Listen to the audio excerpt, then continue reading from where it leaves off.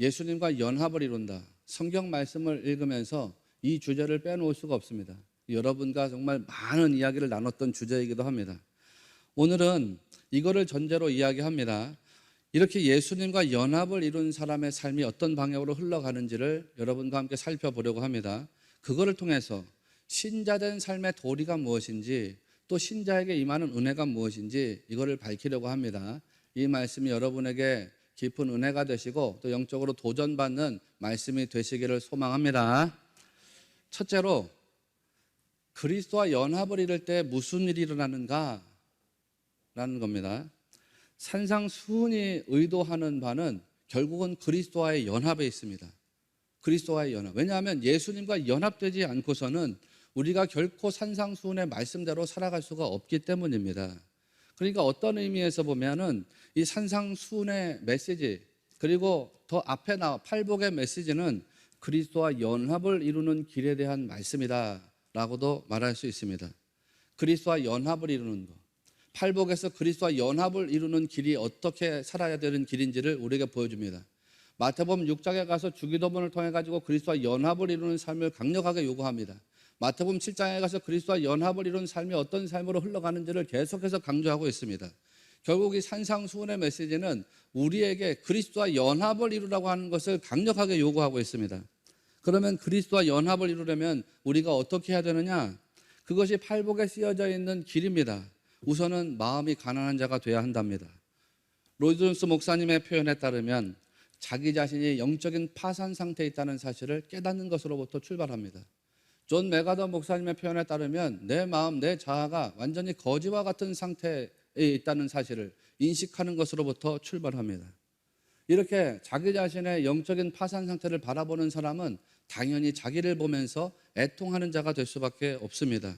자기의 죄악 때문에 마음 아파하고 자기 힘으로 어찌할 수 없다는 사실을 깨닫고 나서 통곡하는 자가 될 수밖에 없습니다. 그렇기 때문에 애통하는 자 뒤에 따라 붙어오는 것이 온유한 자가 복이 있나니라는 말씀입니다. 내 힘으로는 아무것도 이룰 수가 없습니다. 자기의 힘으로는 아무것도 할 수가 없습니다. 그거를 너무 잘 알고 있기 때문에 전능하신 주권자 하나님 앞에 완전히 겸손해지는 것입니다. 이 사람은 하나님 앞에 완전히 굴복당합니다. 하나님 앞에 굴복당한다는 것은 하나님의 은혜의 시간 안으로 들어간다는 뜻입니다.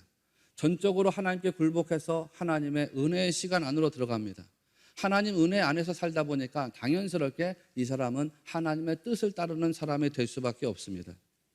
하나님의 뜻을 따르는 사람, 그 사람의 삶의 방향은 당연히 하나님 은혜 안에서 하나님의 의로움을 추구하는 삶으로 드러날 수밖에 없습니다. 그래서 하나님의 의로움을 갈망하는 사람이 됩니다.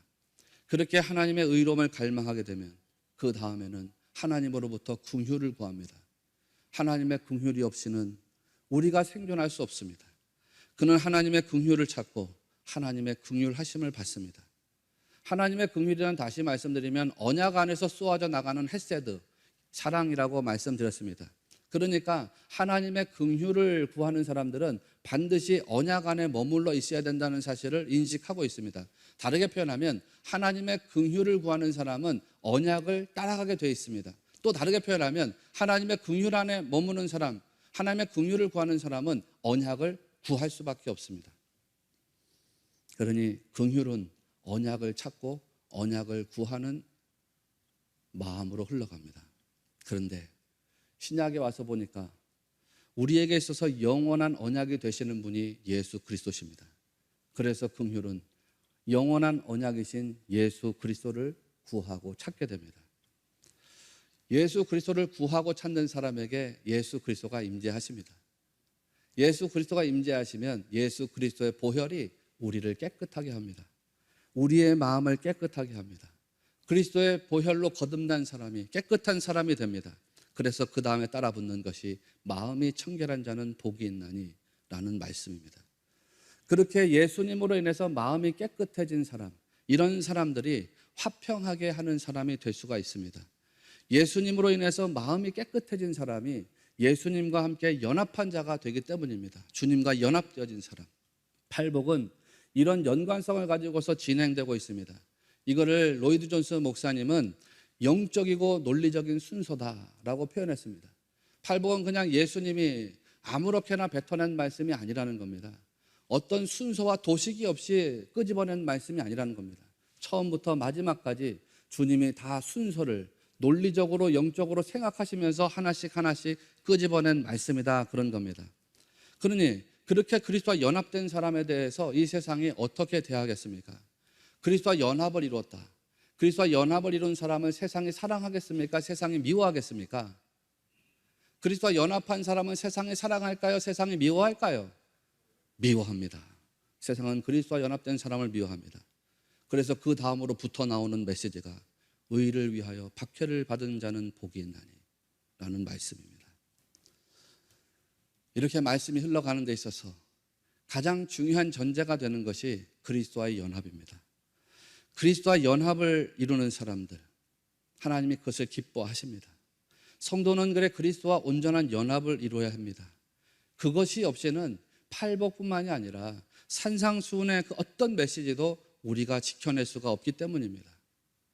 로이드 존스 목사님은 모든 기독교인이 팔복의 사람이 되어야 한다라고 이야기했습니다. 기독교인은 마땅히 팔복의 사람이 되어야 한다는 말씀입니다. 저도 마찬가지고 여러분도 마찬가지입니다. 그런데 그 전제는 예수님과 연합을 이룰 때에만 가능한 것입니다.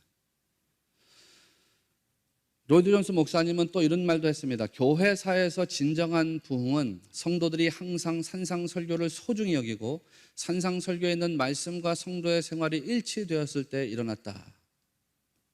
교회사적으로 부흥이 일어났던 때를 보니까 성도들이 산상수훈의 말씀을 소중히 여겼답니다. 그 산상수훈의 말씀과 자기의 삶이 일치될 때에 하나님 나라의 부흥이 이 땅에 임했다, 그 이야기를 합니다. 그런데 여러분, 그 전제도 예수님과 연합을 이룰 때에만 가능합니다. 여러분의 의지나 열심이나 노력으로는 팔복의 삶이 사라질 수 없다 했습니다. 산상수훈의 삶이 사라질 수 없다 그랬습니다. 여러분의 의지와 열심과 노력으로는 도무지 불가능합니다. 그런데 반면에 예수님과 연합을 이루면 모든 것이 가능하다는 사실을 여러분은 꼭 믿으셔야 됩니다. 그래서 사도 바울이 말한 겁니다. 내게 능력 주시는 자 안에서 내가 모든 것을 할 수 있느니라. 예수님은 더 확실하게 말씀하셨습니다. 요한복음 15장 7절에서 너희가 내 안에 거하고 내 말이 너희 안에 거하면 무엇이든지 원하는 대로 구하라, 그리하면 이루리라. 여러분, 이것이 그리스도와 연합을 이루었을 때에 우리에게 일어나는 일들 중에 가장 놀라운 일입니다. 내가 그리스도와 연합을 이루었을 때에 말씀을 보니까 모든 것을 할 수 있답니다.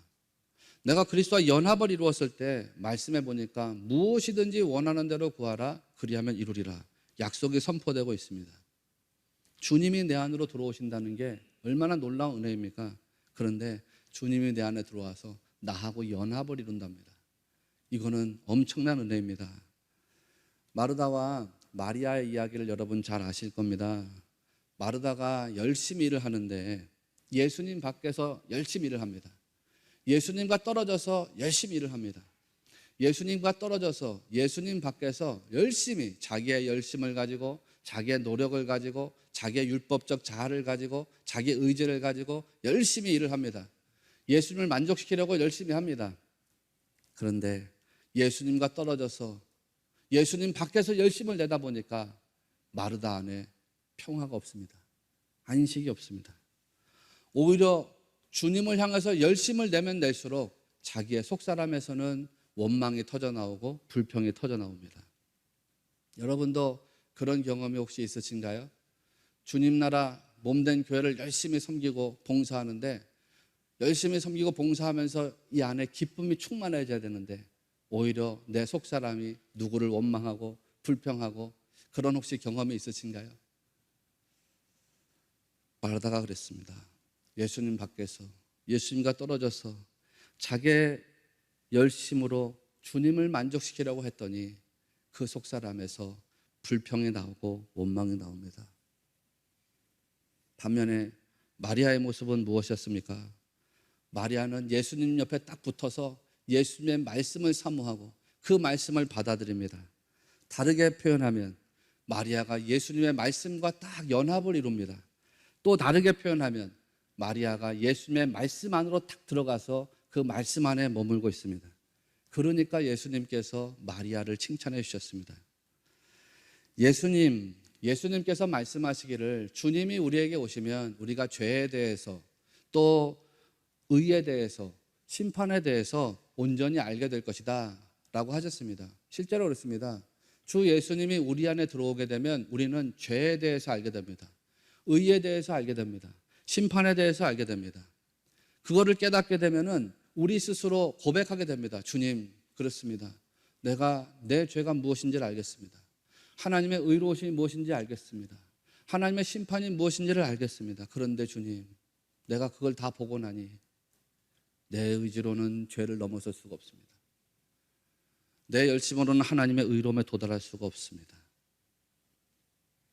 그래서 주 예수님이 우리 안에 들어오게 되면 결국 나는 하나님 없이는 살 수가 없는 존재입니다 라는 사실을 깨닫게 되는 것입니다. 그래서 이런 사람들이 하나님을 구하고 하나님을 찾게 됩니다.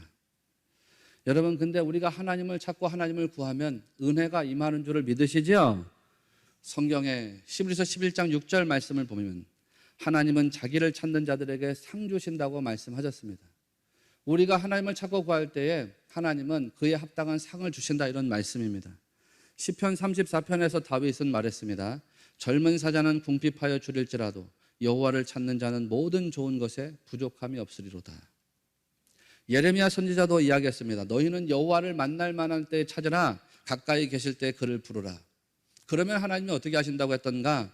예레미야 55장 말씀을 보니까 너희는 기쁨으로 나아가며 평안히 인도함을 받을 것이다 라고 했습니다. 하나님을 구하고 찾는 사람들에게 하나님은 평화를 주시고 안식을 주시고 마땅한 은혜와 상급을 주시는 줄을 꼭 믿으시기를 바랍니다. 사람이 진정한 평화, 진정한 안식, 진정한 만족을 얻으려면 그래서 예수님과 연합을 이루어야 합니다. 내가 그리스도 안에, 그리스도께서 내 안에. 돈이 아무리 많고 권력이나 인기가 있어도 그것으로 사람이 만족되지 않습니다. 전에도 말씀드렸지만 억만장자였던 록펠러라는 사람에게 당신에게 재물이 얼마만큼 있으면 당신은 충분하겠습니까? 라고 물었습니다. 그랬더니 록펠러가 대답했습니다. 아주 조금만 더. 모든 사람이 이와 똑같다고 했습니다. 데니얼 양겔로 비치라고 하는 분이 1980년대를 살았던 미국인의 의식을 조사한 적이 있습니다.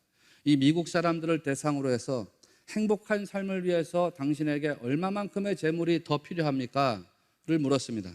그랬더니 미국 사람의 4분의 3이 대답하기를 아주 조금만 더 있으면 행복하겠습니다 라고 대답했습니다. 모든 사람이 이와 같다 했습니다.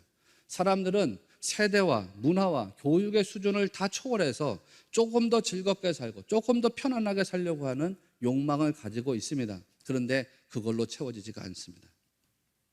그런 것으로는 진정한 평화를 누릴 수가 없습니다. 성도는 로마서 1장 말씀을 항상 기억해야 됩니다.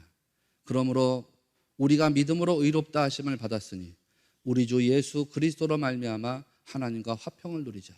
화평, 헬라어로 에이레네, 평화라는 뜻도 있고 평안이라는 뜻도 있고 번영이라는 뜻도 있습니다. 히브리어 샬롬에 해당한다고 말씀드렸습니다. 하나님과 내 사이의 관계성이 좋아진 상태입니다. 하나님과 나 사이에 아무런 막힘이 없는 상태입니다. 그러니까 세상적인 게 뭐가 있든지 없든지 그저 평안한 겁니다. 하나님과 뚫려 있습니다. 막힘이 없습니다. 내가 하나님 안에, 하나님이 내 안에. 그 연합된 상태에서 주어지는 샬롬, 그것이 하나님께서 우리에게 주시는 평화입니다.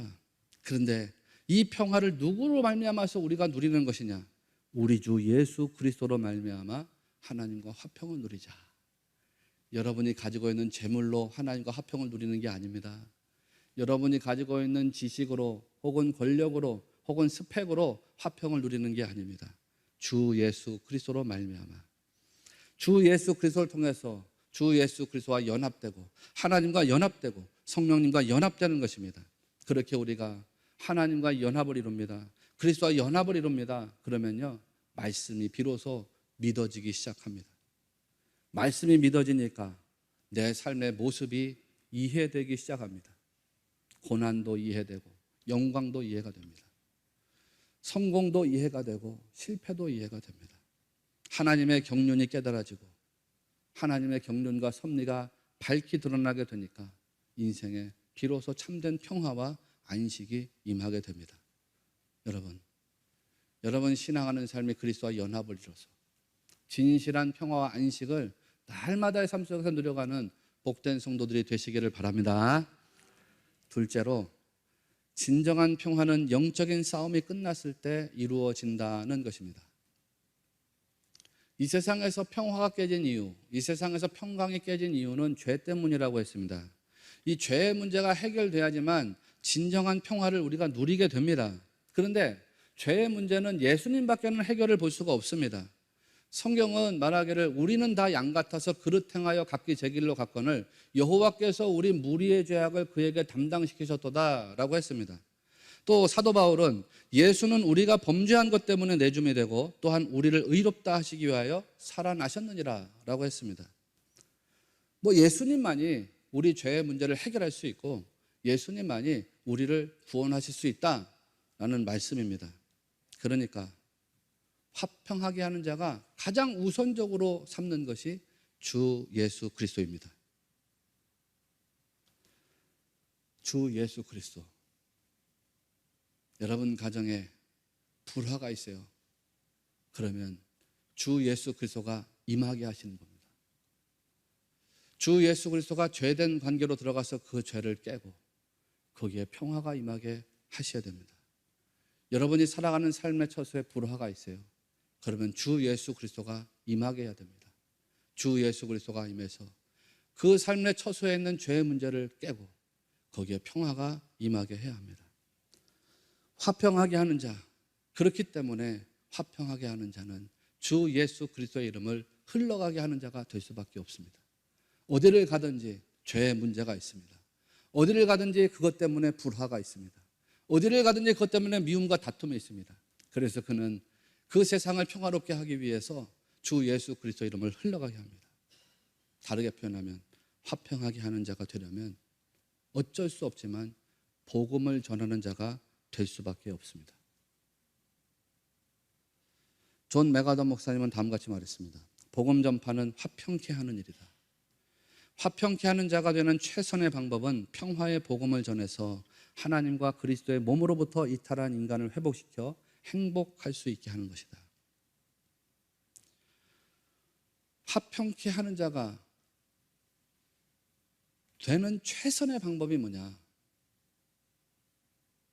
평화의 복음을 전하는 것. 그래서 죄의 문제를 깨뜨리고 거기에 그리스도의 평화가 임하게 하는 것이다. 이 말씀입니다. 그래서 존 메가더 목사님은 계속해서 말합니다. 우리는 진리를 제시해야 하며 사람들이 참된 평화를 얻을 수 있도록 진리가 그들을 공격하게 해야 한다. 진리가 그들을 공격하게 해야 한다.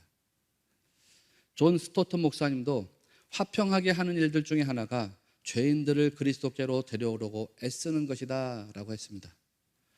로이드 존스 목사님은 기독교인이 되면 옛사람을 미워하고 새로운 마음을 가지게 된다 했습니다.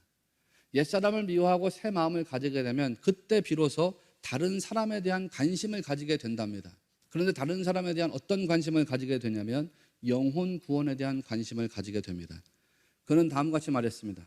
화평하게 하는 사람이 되면 저 사람은 가련한 사람, 자아와 사탄의 희생물이며 지옥을 향하고 있구나.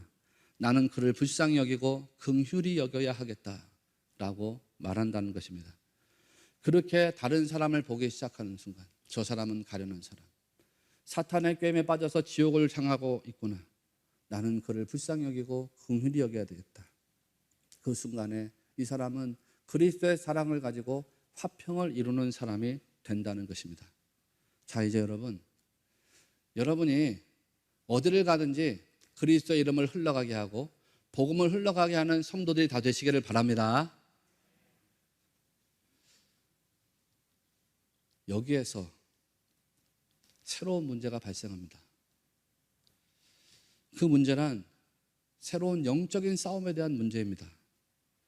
여러분이 복음 전도자가 되려면, 여러분이 예수님의 이름을 흘러가게 하는 사람이 되려면, 여러분이 화평을 이루는 사람이 되려면 반드시 기억해야 할 것이 있습니다. 죄를 붙잡고 있는 것이 마귀냐 하나님이냐. 자아를 붙잡게 하는 것이 마귀냐 하나님이냐, 이거를 분별해야 됩니다. 죄를 붙잡고 있는 것이 마귀입니다. 자아를 붙잡게 하는 것이 마귀입니다. 그래서 화평하게 하는 자가 되려면 반드시 피해갈 수 없는 것이 마귀와 싸우는 일입니다. 죄를 붙잡고 살게 하는 마귀와 싸워야 됩니다. 자기 자아를 붙잡게 하려는 마귀와 싸워야 됩니다. 그래서 복음 전도의 현장에서는 피할 수 없이 영적인 싸움이 일어날 수밖에 없습니다. 대부분의 신자들이 이 싸움을 불편해합니다. 사람들로부터 손가락질 당하는 것을 불편해합니다. 사람들이 거절하는 것을 불편해합니다. 사람들과 다툼이 일어나는 것을 불편하게 여깁니다. 우리 그리스도인들은 과연 이 영적인 싸움을 어떻게 대해야 할까요?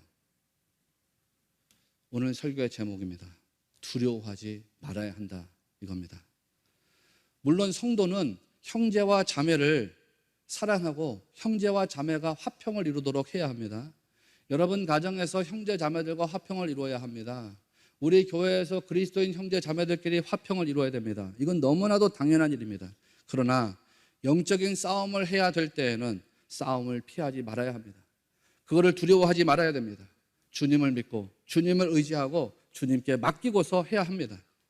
예수님께서 마귀와 싸워서 우리의 구원을 이루어내셨습니다. 광야에서는 마귀의 유혹과 싸우셨고 십자가에서는 마귀의 권세와 싸우셨습니다. 평강의 왕 되신 예수님께서 십자가에서 피 흘려 죽기까지 마귀와 싸우셔서 우리가 평화를 얻었고 구원을 이루었습니다. 그렇기 때문에 예수님을 따르는 그리스도인들도 주님처럼 마귀와 싸워야 됩니다. 그리스도인의 영적인 희생과 싸움이 있어야 이 세상에 진정한 평화가 임하게 됩니다. 마지막으로 하나님의 아들이란 차원이 달라지는 뜻이다라는 겁니다. 예수님께서 화평하게 하는 사람은 복이 있다 했습니다. 그런데 이 사람이 누리는 복은 뭐냐면 하나님의 아들이라고 일컬음을 받는 것입니다. 하나님의 아들이 된다는 것은 차원이 달라진다는 뜻입니다. 어떤 분은 그렇게 이야기하더라고요. 하나님의 아들이 된다는 것은 하나님의 소유가 된다는 뜻입니다. 그래요. 네, 맞습니다. 하나님의 소유가 된다는 것 얼마나 영광스러운 일입니까? 그런데 여러분, 종도 주인의 소유이고 아들도 주인의 소유입니다. 아들만 주인의 소유가 아니라 종도 주인의 소유입니다. 아들만 아버지의 소유가 아니고 종도 아버지의 소유입니다. 그런데 종과 아들은 차원이 다릅니다. 종에게는 권세가 없습니다. 그러나 반면에 아들에게는 권세가 있습니다. 아들이 된다는 것은 신하가 된다든지 무슨 부하가 된다든지 무슨 종이 된다든지 라는 것과는 완전히 다릅니다. 전혀 다른 차원의 존재가 된다는 뜻입니다. 그러니까 이 말씀은 아주 엄청난 은혜의 선포입니다. 요한은 그것을 다음과 같이 선포했습니다. 영접하는 자, 곧 그 이름을 믿는 자들에게는 하나님의 자녀가 되는 권세를 주셨으니 완전히 다른 차원의 존재가 되었다. 여러분은 완전히 다른 차원의 존재인 것을 믿으시기 바랍니다. 초등학교 축구 선수들하고 월드컵 대표 선수들하고 축구 경기를 한다고 상상해 보십시오. 그럴 때 우리는 차원이 다르다는 표현을 사용합니다. 아마추어 선수하고 프로 선수하고 경기를 한다고 생각해 보십시오. 그럴 때 우리는 차원이 다르다라는 표현을 사용합니다. 아마추어 탁구 선수, 아마추어 골프 선수, 그 사람들이 프로 선수들하고 경기를 한다. 차원이 다릅니다. 저도 사회인 야구를 좀 했는데 사회인 야구할 때 우리 리그에 선출이 오면은 갑입니다. 그 사람 들어오면은 게임 판도가 달라져요. 그것도 언제까지 선출했냐면 고등학생 때까지 선수 출신이면 갑입니다. 대학생도 아니에요. 프로도 안 가고 고등학교까지 그 선수 한 명 있으면 우리가 이겨요. 차원이 다릅니다. 여러분, 차원이 다르다. 다른 세계에서 산다는 뜻입니다. 다른 세계에서. 여러분은 다른 세계에서 사는 존재인 것을 믿으셔야 됩니다. 하나님의 아들이 된다는 것은 이전과는 다른 차원, 이전과는 다른 세계에서 산다는 뜻입니다. 그러니 하나님의 자녀가 된 사람에게는 임마누엘의 하나님이 항상 함께 하시는 줄을 믿으시기 바랍니다. 하나님의 자녀가 된 사람에게는 여호와 일의 하나님께서 필요를 채우시는 분이신 줄을 믿으시기 바랍니다. 하나님의 자녀가 된 사람에게는 여호와 니시의 하나님이 싸움에서 승리하게 하시는 줄을 믿으시기 바랍니다.